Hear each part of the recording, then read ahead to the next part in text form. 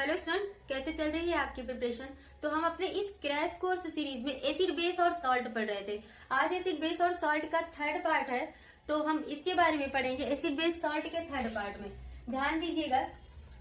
Acid and base in water soluble. Acid और base, हमने पहले एसिड बेस इन सबकी केमिकल रिएक्शन पढ़ चुके हैं, इनके क्या प्रॉपर्टीज होती है उसको पढ़ चुके हैं। अब हम आज एसिड बेस जो होता है वाटर सोल्यूबल इसको पढ़ेंगे कि जब एसिड और बेस वाटर में सलूब होता है, मीन्स घुलता है, तो क्या बनता है। ध्यान दीजिएगा, एसिड बेस को जब वाटर में हम ऐड करते हैं, मीन्स वाटर के प्रेजेंस में जब एसिड को डालते हैं, जब किसी भी वाटर में जब वाटर में हम एसिड को डालते हैं तो वो H+ आयन में ब्रेक हो जाता है, H+ आयन में। लेटस हमारे पास एसिड है, हम एसिड से फर्स्ट रिएक्ट कराते हैं। लेटस हमारे पास एसिड है HCl है, हम इसको वाटर के साथ रिएक्ट कराते हैं, मीन्स वाटर के प्रेजेंस में हम कराते हैं, रिएक्शन देते हैं, या फिर वाटर में हम इसे ऐड करते हैं। यह हाइड्रोनियम आयन प्लस क्लोरीन जो कि नेगेटिव चार्ज होता है जिसपे, उसमें ब्रेक हो जाता है। ओके, जब हम हाइड्रोक्लोरिक एसिड को वाटर के प्रेजेंस में रिएक्ट कराते हैं तो यह हाइड्रोनियम आयन साथ में क्लोरीन में ब्रेक हो जाता है। और एक और बहुत इंपॉर्टेंट बात है कि जो हाइड्रोनियम आयन होता है ये कांट एग्जिट, जो हाइड्रोजन आयन होता है ये कैन नॉट एग्जिट अलोन, ये अकेले नहीं निकलता है, but they exit after combination of water with HCl। ये कब निकलता है, ये कब एग्जिट होता है, जब हम HCl को वाटर के साथ कंबाइन करते हैं तो आपका हाइड्रोनियम आयन बनता है। ध्यान दीजिएगा, जो हाइड्रोजन आयन है ये ऐसे अकेले नहीं मिलता है, अकेले एग्जिट नहीं करता है, लेकिन जब हम HCl को हाइड्रोक्लोरिक एसिड को वाटर के साथ या फिर वाटर के प्रेजेंस में कंबाइंड कराते हैं, वाटर से कॉम्बिनेशन रिएक्शन कराते हैं, तो हाइड्रोनियम आयन और साथ में क्लोरीन रिलीज होता है, इसे हम हाइड्रोनियम आयन कहते हैं। ओके, ये आपका हाइड्रोनियम आयन है। चलिए, ये तो आपका हो गया हाइड्रोनियम एसिड के साथ रिएक्ट करा लिया। और जब हम बेस के साथ रिएक्ट कराते हैं, ध्यान दीजिएगा कि ये जो होता है हाइड्रोजन आयन जो होता है वो अकेले एलोन एग्जिट नहीं होता है। ओके, चलिए अब हम बेस के साथ जब इसका रिएक्शन कराते हैं, when be react with base, जब हम बेस के साथ रिएक्ट कराते हैं तो when dissolve in water give OH- ion. जब हम बेस को बेस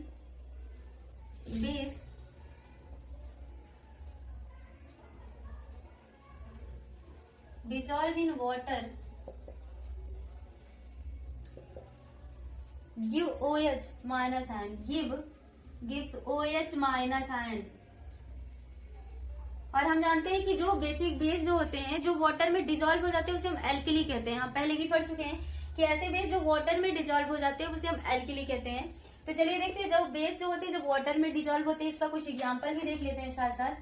बेस में लेते हैं let's NaOH, sodium hydroxide. NaOH को जब हम वाटर में डिजोल्व करते हैं, पानी में डालते हैं, ये Na+ और OH- में ब्रेक हो जाता है, Na+ प्लस OH- में ब्रेक हो जाता है। ओके, आपको यहाँ पे OH नेगेटिव मिलता है। एक और एग्जांपल ले लेते हैं, KOH पोटेशियम हाइड्रोक्साइड को जब वाटर में सलूब कराते हैं, मीन्स वाटर में डालते हैं, तो ये आपका K+ प्लस OH- में ब्रेक हो जाता है। ओके, चलिए नेक्स्ट पे चलते हैं, जो आपका नेक्स्ट टॉपिक है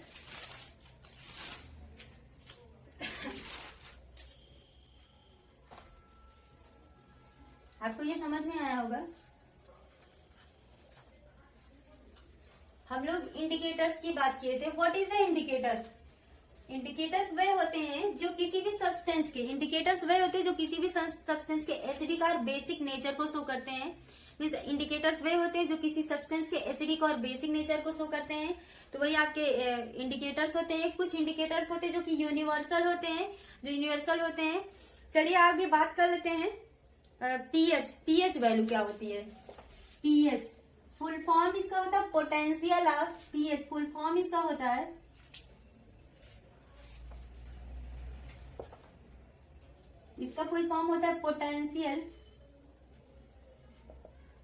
potential of hydrogen. Means hydrogen की कितनी पोटेंशियल है, हाइड्रोजन का पोटेंशियल ऑफ हाइड्रोजन। तो क्या होता है देख लेते हैं। It indicate the acidic and basic nature of solution. It indicate the It indicate the acidic. It indicate the acidic and basic nature of. It indicate the acidic and basic nature of solution. It indicate the acidic and basic nature of solution. ये जो pH होता है इसका full form होता है potential of hydrogen, और ये क्या इंडिकेट करता है, ये एसिडिक और बेसिक सोल्यूशन में एसिडिक और बेसिक नेचर को बताता है, डिस्टिंग्विश करता है एसिडिक किसी भी सब्सटेंस के नेचर को, एसिडिक है कि बेसिक है वही बताता है। चलिए हम पीएच स्केल, नेक्स्ट आपका है pH scale. PH scale it is the measuring, ये क्या होता है, ये मीजर्ड करता है, किसको मीजर करता है, हाइड्रोजन आयन को, हाइड्रोजन आयन को मीजर करता है। चलिए फर्स्ट नोट कर लेते, pH scale is the scale for measuring hydrogen ion, for measuring hydrogen ion concentration in a solution. ये इसको लिख लेते हैं, for measuring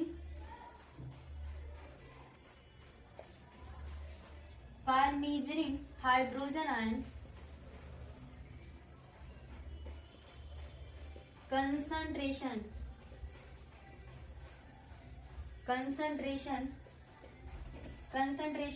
for measuring hydrogen ion concentration in a solution, for measuring hydrogen ion concentration in a solution। ये जो होता है, जो आपका पीएच स्केल होता है, ये कंसंट्रेशन सॉल्यूशन में हाइड्रोजन आयन को मेजर्ड करता है, बताता है कि हाइड्रोजन आयन की मतलब कौन सा एसिडिक है, कौन सा सब्सटेंस एसिडिक होता है या फिर कौन सा सब्सटेंस बेसिक होता है। तो फर्स्ट समझा लेते, जो पीएच स्केल होता है वो 0 से लेकर के 14 तक होता है। जो पीएच स्केल होता है वो 0 से लेकर के 14 तक होता है। फर्स्ट इसमें 7, जो 7 होता है इसे हम न्यूट्रल कहते हैं, ये न्यूट्रल है आपका, ये न्यूट्रल होता है। इसके एबव 14, इसके एबव ये बेसिक होता है, 7 से एबव बेसिक होता है, और 7 से लेस आपका एसिडिक होता है, एसिडिक होता है। 7 से एबव, जिसकी पीएच वैल्यू 7 से एबव होगी वो बेसिक होगा, जिसकी पीएच वैल्यू 7 से लेस होगी वो एसिडिक होगा। ओके, तो हमारी बॉडी में हमने आपको कल बताया था कि हमारे फूड को डाइजेस्ट करने के लिए हमारी बॉडी में एसिड होता है। कौन सा एसिड होता है, HCl, उसकी वैल्यू कितनी होती है, 3। ठीक है, हमारी बॉडी में भी HCl होता है जिसकी वैल्यू होती है 3। और एक चीज और, वाटर, जो वाटर होता है, पानी जो हम पीते हैं, वाटर, उसकी जो पीएच वैल्यू होती है वो 7 होता है। वाटर की पीएच वैल्यू 7 होती है, इसलिए ना तो वो एसिडिक होता है और ना ही बेसिक होता है, वो न्यूट्रल होता है। ओके, समझ में आपको, जितने भी एसिड्स होंगे उसकी पीएच वैल्यू 7 से लेस होगी, जितने भी बेस होंगे उनकी पीएच वैल्यू 7 से ग्रेटर होगा, 7 से 14 के बीच में होगा। जिसकी पीएच वैल्यू 0 होगी वो मोर एसिडिक होगा देन 6। ओके, चलिए हम देख लेते हैं कुछ, ये जो पीएच वैल्यू है इसका, ये जो पीएच है इसका हम अपनी डेली लाइफ में भी यूज करते हैं। हमारी डेली लाइफ में इसका कहाँ पे यूज होता है उसके बारे में भी जान लेते हैं थोड़ा।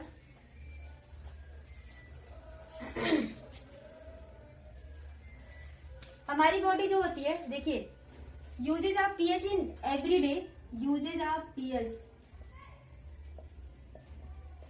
इन एवरीडे। हम पीएच का यूज जो हमारी बॉडी में होता है, हम डेली जो पीएच का यूज करते हैं उसका देख लेते हैं, आपको ज्यादा समझ में आ जाएगा। चलिए first, our body work between pH 7 to 7.8। Our body work between pH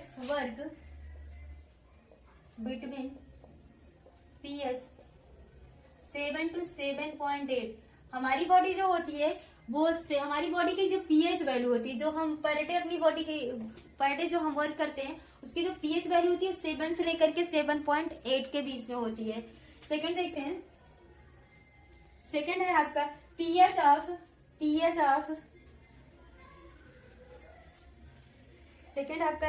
of rain less than 5.6।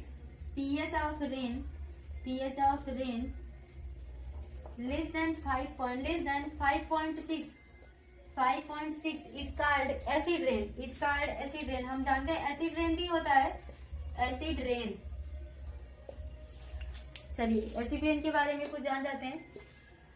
कभी कभी बरसात में कहते हैं ना अम्ल वर्षा होती है। अम्ल वर्षा कब होती है? जब वाटर जो होता है, जो बारिश होती है, जब बारिश के साथ कुछ एसिड गिरते हैं, जब बारिश के साथ कुछ एसिड भी आते हैं, पानी के साथ कुछ एसिड भी गिरते हैं, और जिसकी पीएच वैल्यू 5.6 से लेस होती है, जिसकी पीएच वैल्यू 5.6 से लेस होती है, तो ऐसे रेन को हम एसिड रेन कहते हैं। ठीक है, तो कहते हैं ना एसिड रेन में नहीं जाना चाहिए, वरना स्किन प्रॉब्लम हो जाती है, स्किन कैंसर हो जाता है, बहुत सारे पिंपल्स आ जाते हैं, तो इसलिए हमें एसिड रेन में नहीं जाना चाहिए।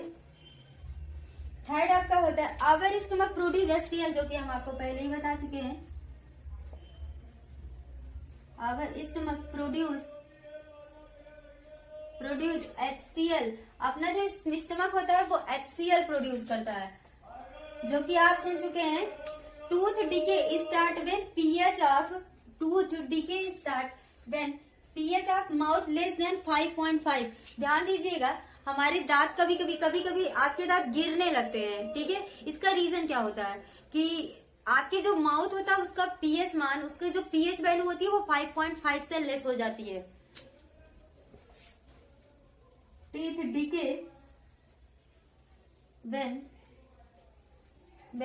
pH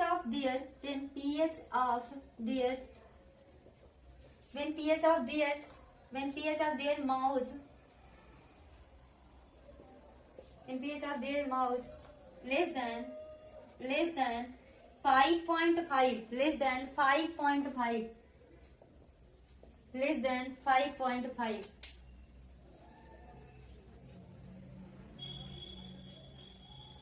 pH of mouth, when pH of mouth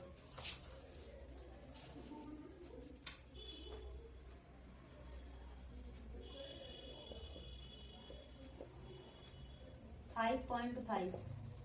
okay, next है आपका, चलिए 5 पे देख लेते हैं। Plant need specific pH of their healthy growth. Plant need, जो पौधे होते हैं उनको भी पीएच की रिक्वायर्ड होती है, मीन्स वो अपने ग्रोथ के लिए उनको भी पीएच की रिक्वायर्ड होती है, मीन्स उनके लिए एक स्पेसिफिक पीएच होता है, कुछ विशिष्ट पीएच वैल्यू की रिक्वायर्ड उनको भी होती है। सेल्फ डिफेंस ऑफ एनिमल्स, आप जैसे जानते हैं कि self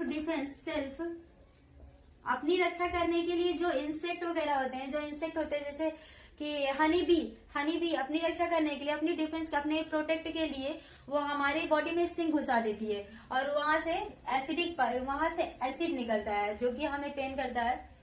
self defence by animals. Okay, तो हम पीएच की वैल्यू समझ चुके हैं हमारी बॉडी में, इसका क्या इंपॉर्टेंट है। नेक्स्ट अब हम पढ़ेंगे salt.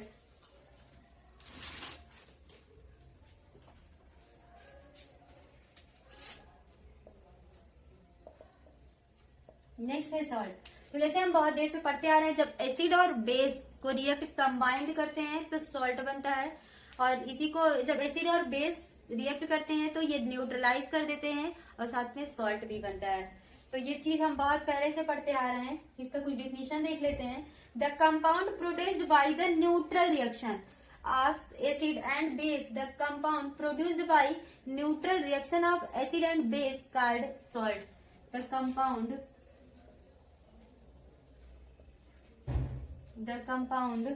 produced by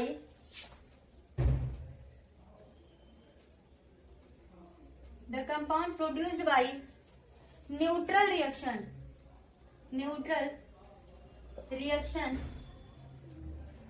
the compound produced by neutral reaction of acid and base neutral reaction of acid and base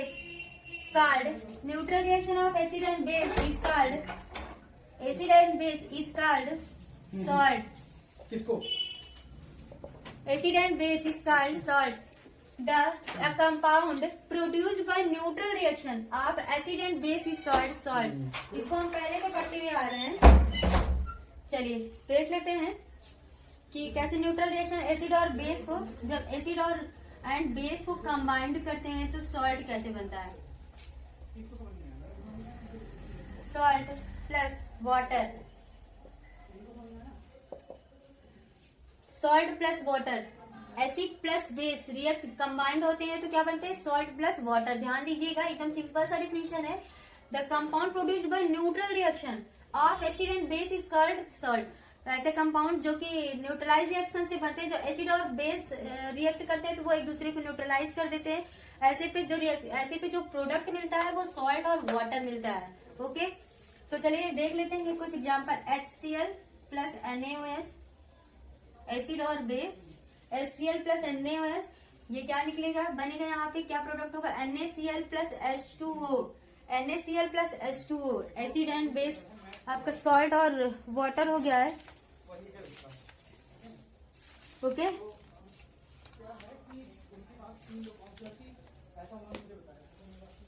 salt और वाटर हो गया है। चलिए इसको हम काफी देख चुके हैं, एसिड और बेस के रिएक्शन में हम इसको देख चुके हैं। तो कुछ इसके एग्जांपल देख लेते हैं। कुछ केमिकल होते हैं, केमिकल कॉमन सॉल्ट का कुछ केमिकल फॉर्म भी देख लेते हैं। कॉमन सॉल्ट का कुछ केमिकल फॉर्म भी देख लेते हैं। Chemical form of common salt, कुछ सॉल्ट होते हैं उसकी कुछ केमिकल फॉर्म है, उसको भी देख लेते हैं। तो फर्स्ट देखिए common salt, chemical form of common salt. कुछ सॉल्ट है उसके हम केमिकल फॉर्म को देखेंगे। तो फर्स्ट आपका था सोडियम हाइड्रोक्साइड, जिसके बारे में हम पढ़ चुके हैं। उसका फार्मूला क्या होता है, NaOH। ये कैसे मिलता है, इसका हम रिएक्शन देखेंगे और साथ में इसके यूजेस को भी देखेंगे। फर्स्ट आपका होता है sodium hydroxide,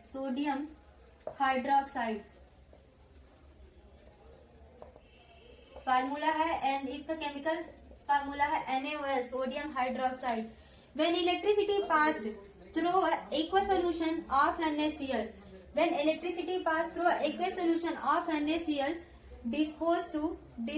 decomposed to NaCl। जब NaCl सोडियम क्लोराइड को हम वाटर के साथ रिएक्ट कराते हैं या फिर एक्वस सोल्यूशन में जब उसको डालते हैं तो वो ब्रेक हो जाता है सोडियम हाइड्रोक्साइड में। एग्जाम्पल देखिए, आपको समझ में आ जाएगा। जब सोडियम क्लोराइड को वाटर के साथ रिएक्ट कराते हैं, मीन्स एक्वस सोल्यूशन में जब के साथ हम इलेक्ट्रिसिटी प्रोवाइड करते हैं तो वो कैसे टूटता है, NaOH plus Cl2 plus H2 water hydrogen क्या देता है, NaOH, सोडियम हाइड्रोक्साइड, क्लोरीन और hydrogen gas.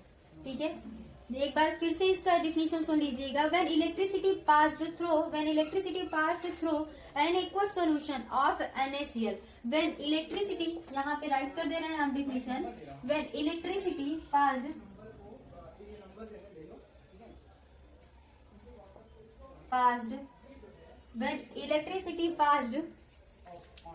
through an aqueous solution, when electricity passed through an aqueous solution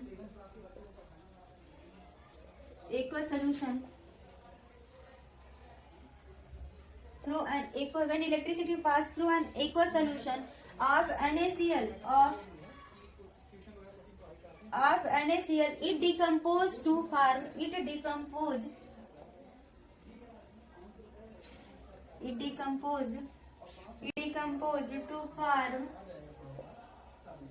form NaOH। Okay, जब इसमें हम जब NaCl में हम इलेक्ट्रिसिटी, NaCl के एक्वस सोल्यूशन में जब हम इलेक्ट्रिसिटी प्रोवाइड कराते हैं, मतलब फ्लो कराते हैं इलेक्ट्रिसिटी से, जब इसे पास कराते हैं तो ये डिकम्पोज हो जाता है और क्या देता है, NaOH, साथ में क्लोरीन और हाइड्रोजन गैस। ओके, चलिए अब आगे बढ़ते हैं, इसके यूज देख लेते हैं। इसका इम्पोर्टेंट यूज ही है, इसके यूजेस देख लेते हैं। सोडियम हाइड्रोक्साइड का यूज कहाँ होता है, तो फर्स्ट है paper manufactured, paper manufactured paper manufacture में।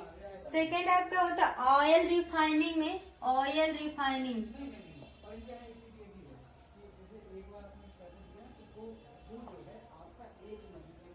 Oil refining. थर्ड आपको होता है पीवीसी मैन्युफैक्चर, पीवीसी।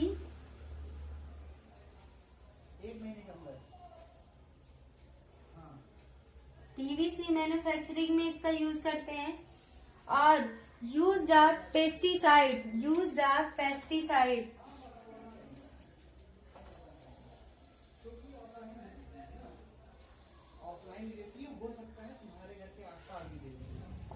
ओके, इसके यूजेस को आप ध्यान रखिएगा। पेपर मैन्युफैक्चरिंग में होता है।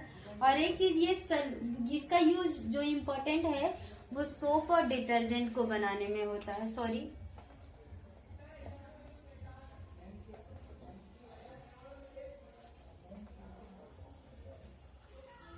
it used to make soap and detergent. It used to make soap and detergent. ध्यान दीजिएगा, paper manufacturing, oil refining, PVC manufacturing and soap and detergent manufacturing में भी इसका यूज करते हैं। सेकेंड पे चलते हैं। सेकेंड आपका है बेकिंग पाउडर। फार्मूला क्या होता है? CaOCl2, baking powder. Baking powder,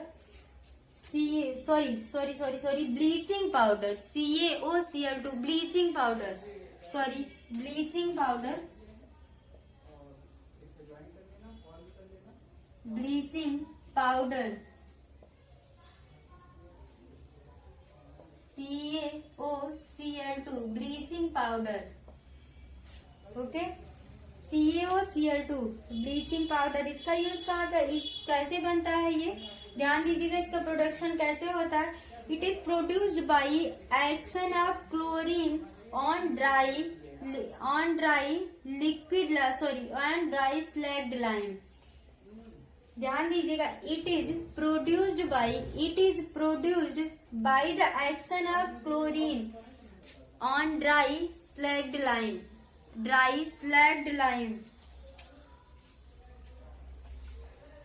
It is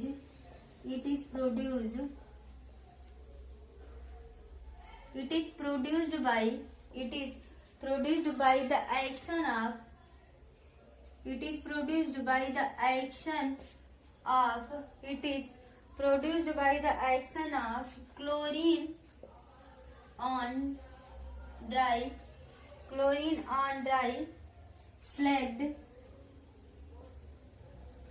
slagged lime के फार्मूला देखते हैं। CaOH का होल ट्वाइस स्लैग्ड लाइन का फार्मूला होता है CaOH का whole twice plus Cl2। Slaked lime को क्लोरीन के साथ रिएक्ट कराएंगे तो आपका ब्लीचिंग पाउडर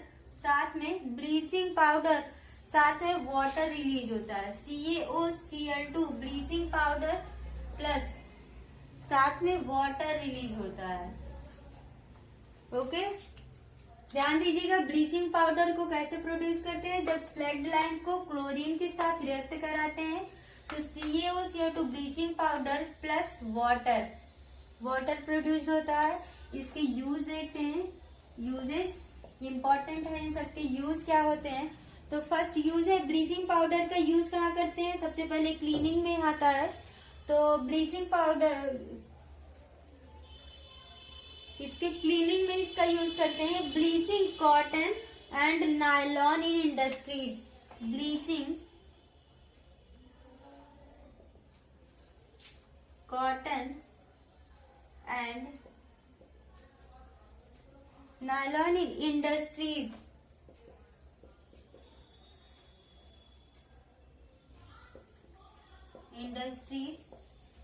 सेकेंड आपका है ब्लीचिंग वुड पल्प इन पेपर फैक्ट्रीज। ब्लीचिंग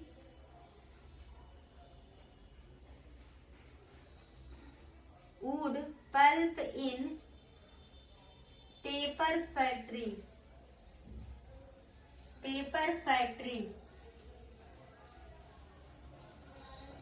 जहाँ पेपर फैक्ट्री में भी ब्लीचिंग में इसका काम, सॉरी पेपर फैक्ट्री में क्लीनिंग में इसका काम, इसका यूज करते हैं हम।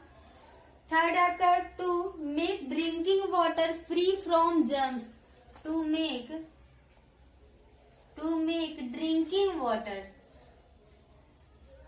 जर्म से फ्री करने के लिए इसको ड्रिंकिंग वाटर में भी इसका यूज करते हैं। To make drinking water free from germs,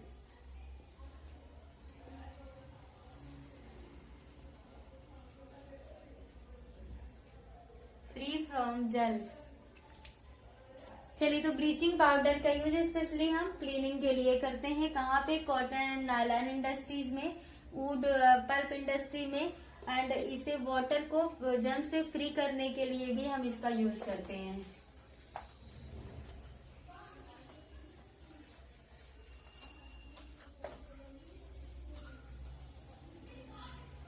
third आपका है बेकिंग सोडा, थर्ड है baking soda, baking soda formula होता है आपका NaHCO3 sodium hydrogen carbonate, NaHCO3 sodium hydrogen carbonate. Baking soda, इसका प्रोडक्शन कैसे होता है? बेकिंग सोडा का ध्यान दीजिएगा। जब सोडियम क्लोराइड को रॉ मटेरियल के साथ रिएक्ट कराते हैं तो आपका इसका यूज, सोडियम क्लोराइड को जब रॉ मटेरियल के साथ रिएक्ट कराते हैं तो आपका सोडियम हाइड्रोजन कार्बोनेट मिलता है। चलिए ध्यान दीजिएगा। इट्स प्रोड्यूस्ड ऑफ यूजिंग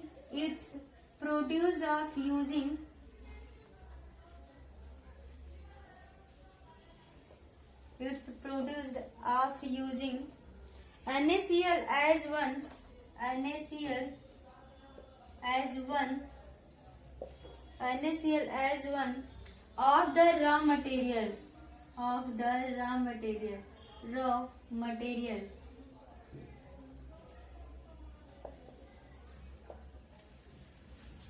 इसका फॉर्मूला देख लेते हैं। सोडियम क्लोराइड को वाटर, कार्बन डाइऑक्साइड और अमोनिया के साथ रिएक्ट कराते हैं। Sodium chloride plus water plus carbon dioxide plus ammonia NH3 के साथ रिएक्ट कराते हैं तो बनेगा आपका NH4Cl plus NaHCO3 sodium hydrogen carbonate. जब सोडियम क्लोराइड को वाटर, कार्बन डाइऑक्साइड और अमोनिया के साथ रिएक्ट कराते हैं तो ammonium chloride sodium hydrogen carbonate बनता है। ओके, इसके यूज देख लेते हैं। इसका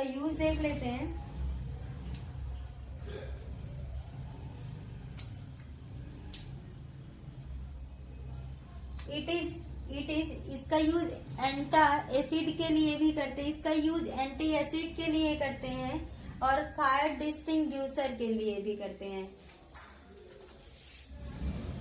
बेकिंग पाउडर बनाने के लिए भी हम इसका यूज करते हैं, ध्यान दीजिएगा।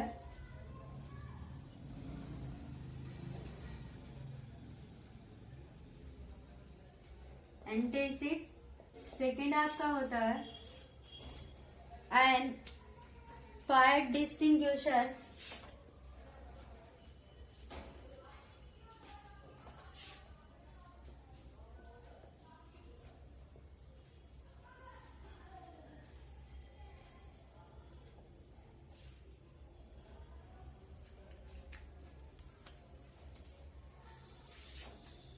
फायर एक्सटिंग्यूशर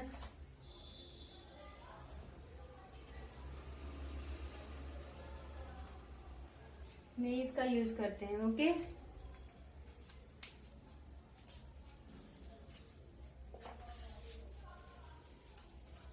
नेक्स्ट आपका है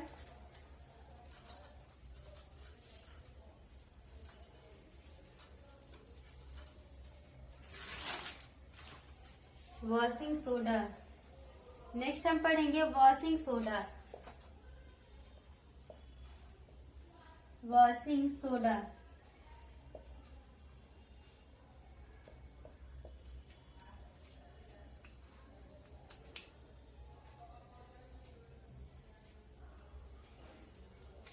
सोडियम कार्बोनेट। आपका होता है Na2CO3 sodium carbonate.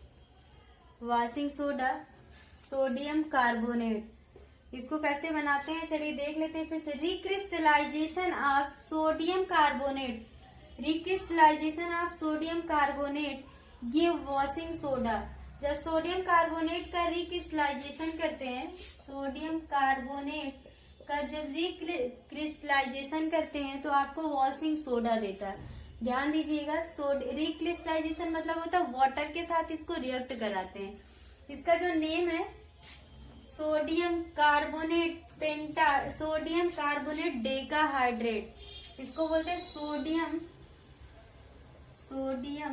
Carbonate decahydrate. Sodium carbonate decahydrate. Washing soda formula होता है Na2CO3 × 10H2O। जब सोडियम कार्बोनेट का रिक्रिस्टलाइजेशन करते हैं तो आपको sodium carbonate decahydrate means washing soda मिलता है। चलिए देख लेते हैं रिक्रिस्टलाइजेशन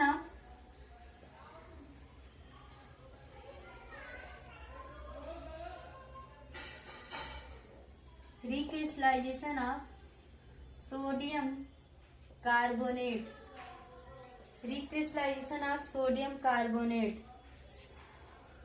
और इसका nature it is a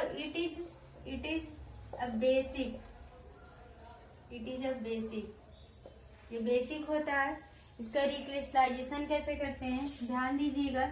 sodium carbonate को वाटर के 10 मॉलिक्यूल, सोडियम कार्बोनेट को वाटर के 10 मॉलिक्यूल के साथ रिएक्ट कराते हैं तो बनता है आपका सोडियम कार्बोनेट डेकाहाइड्रेट, जिसे हम वॉशिंग सोडा कहते हैं। ओके, इसका यूज कहाँ होता है?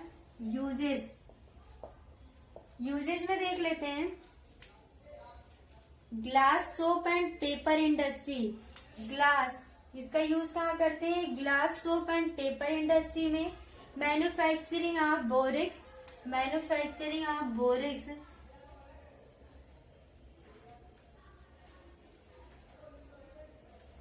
बोरिक्स के मैन्युफैक्चरिंग में।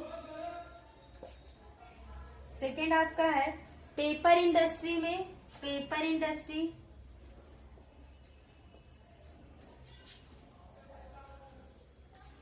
इंडस्ट्री में इसका यूज करते हैं।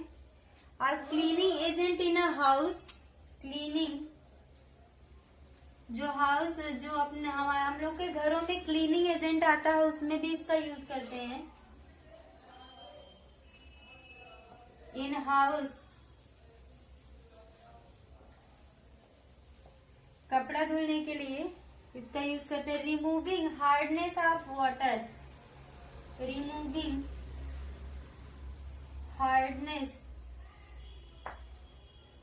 हार्डनेस ऑफ वाटर, वाटर के हार्डनेस को रिमूव करने के लिए वॉशिंग सोडा का यूज करते हैं। ओके, चलिए नेक्स्ट पे चलते हैं। फिफ्थ आपका है POP, plaster of Paris, POP. ये किससे बनता है? जिप्सम से। जिप्सम क्या होता है? फर्स्ट हम जिप्सम के बारे में जानेंगे। Plaster of Paris,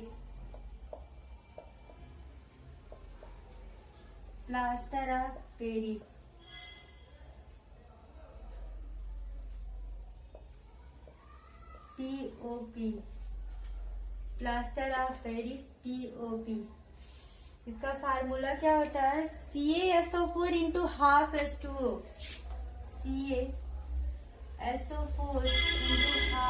H2O, CaSO4 × ½ H2O। Calcium sulphate hemihydrate, calcium calcium sulphate hemi hydrate, इसका केमिकल नेम है calcium sulphate hemi hydrate CaSO4 into half H2O। चलिए देख लेते हैं ये कैसे बनता है आपका। When heating of gypsum, gypsum का फार्मूला होता है CaSO4 into 2H2O। when heating of gypsum at 100 degree Celsius, when heating of gypsum in 100 degree Celsius at 273 Kelvin, 273 Kelvin, it loses water molecule and formed plaster of Paris। जब gypsum को 100 degree centigrade पे, जब gypsum को 100 degree centigrade पे ले जाते हैं तो उसमें क्या होता है, वाटर के मॉलिक्यूल लॉस हो जाते हैं, मीन्स घट जाते हैं या फिर इवेपोरेट हो जाते हैं। फिर उससे क्या बन जाता है, कैल्शियम का सल्फेट हेमीहाइड्रेट मीन्स POP बन जाता है। जिप्सम क्या होता है, ध्यान देते हैं, gypsum CaSO4 into 2H2O। Gypsum होता क्या है, जिप्सम ऐसा सब्सटेंस होता है जो बहुत हार्ड होता है। वाटर, इसमें अगर वाटर को हटा लिया जाए तो ये बहुत हार्ड हो जाता है। इसका यूज कहाँ करते हैं, तो इसका यूज सीमेंट बनाने में करते हैं। ओके, इसका यूज सीमेंट बनाने में करते हैं। इसमें बहुत ज्यादा हार्डनेस होती है, एक बार जमने के बाद इसे ब्रेक नहीं किया जा सकता जल्दी। और चलिए देखते हैं प्लास्टर ऑफ पेरिस। इसका हम जान चुके हैं कि जब कैल्शियम सल्फेट को, जब जिप्सम को हम 100 डिग्री या फिर 273 केल्विन पर हम गर्म करते हैं तो प्लास्टर ऑफ पेरिस मिलता है। ये 373 केल्विन या फिर 100 डिग्री सेल्सियस, यहाँ पे ये दोनों दिया गया, इसको चेंज कैसे करेंगे आप, सेल्सियस में 273 ऐड कर देंगे तो आपका केल्विन में चेंज हो जाएगा।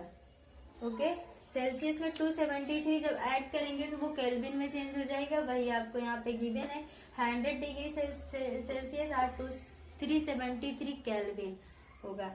तो चलिए इसे जिप्सम को हम फिर से कैसे निकाल सकते हैं, प्लास्टर ऑफ पेरिस से हम जिप्सम को फिर से कैसे रिमूव कर सकते हैं, बना सकते हैं। It is a white powder, ये एक व्हाइट पाउडर होता है। On mixing of with water in changes in gypsum, जब हम इसमें वाटर को मिक्स कर देंगे, जब इसमें वाटर को मिक्स कर देंगे तो फिर से हमें क्या मिल जाएगा, जिप्सम। एक बार ध्यान दीजिएगा हम इसमें वाटर को कैसे मिक्स करते हैं तो फिर से आपको जिप्सम मिलता है। It is means gypsum.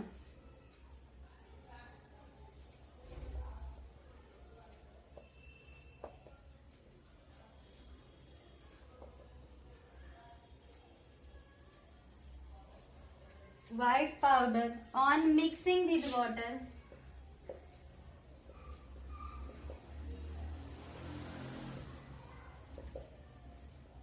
mixing with water,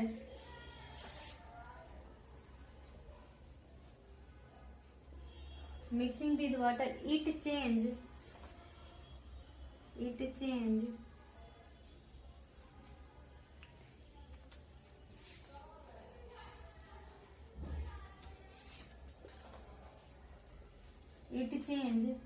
gypsum।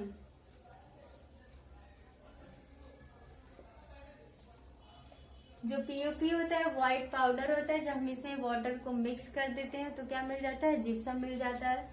चलिए एक बार चेक करते हैं, CaSO4 into half H2O plus 1.5 H2O, जब इसको रिएक्ट कराएंगे तो CaSO4 into 2H2O gypsum. Okay, इसका यूज देख लेते हैं।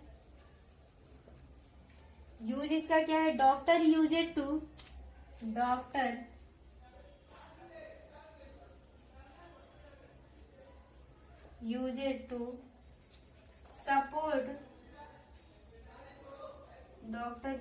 Support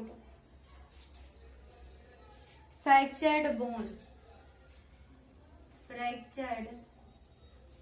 fractured bone.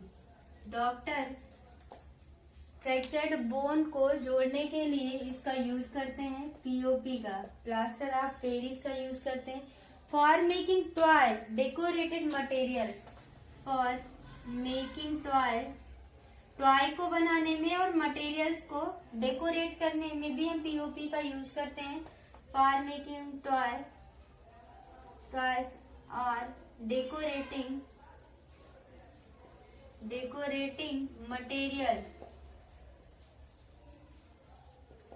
मटेरियल।